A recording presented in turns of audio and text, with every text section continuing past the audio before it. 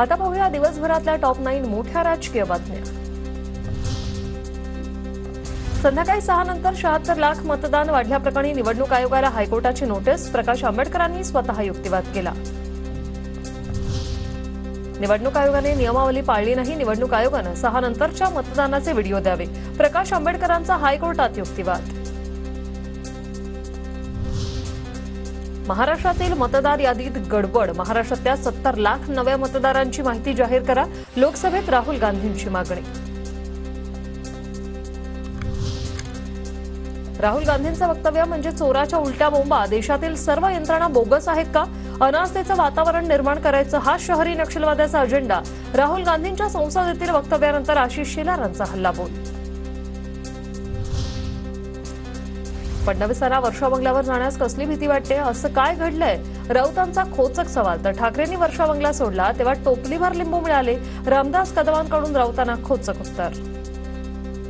माझं एक स्वप्न ते पूर्ण व्हावं की मी वर्षा बंगल्यावर जावं मुख्यमंत्री म्हणून। पण हे प्रथमच मी पाहतोय की देवेंद्र फडणवीस यांचा पाय पडत नाही वर्षा बंगल्यामध्ये। आमच्या अमृतावहिनीला जावं असं वाटत नाही। वर्षा बंगला पाडून तिथे नवीन बंगला उभारण्यात येणार। खासदार संजय राऊत यांचा दावा। शिंदे मुख्यमंत्री होण्याआधी वर्षावर काळी जादू पाहिली। संजय राऊत यांच्या दाव्यानंतर संजय शिरसाट यांची ठाकरेंवर टीका।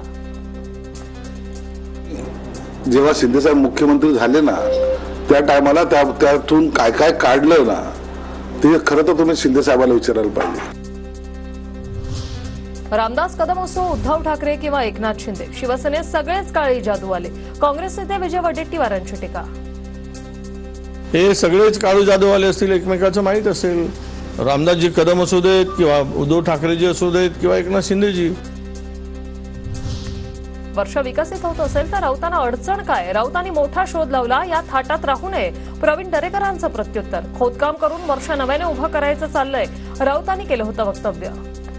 वर्ष आहे ते जर चांगल्या पद्धतीने विकसित होत असेल, महाराष्ट्राचा मुकुटमणी आहे, मुख्यमंत्र्यांचं निवासस्थान आहे, त्याच्यामुळे राणा भीमदेवी थाटात काहीतरी मोठा शोध लावला अशा प्रकारच्या थाटात संजय राऊतांनी काही राहायचं कारण नाही।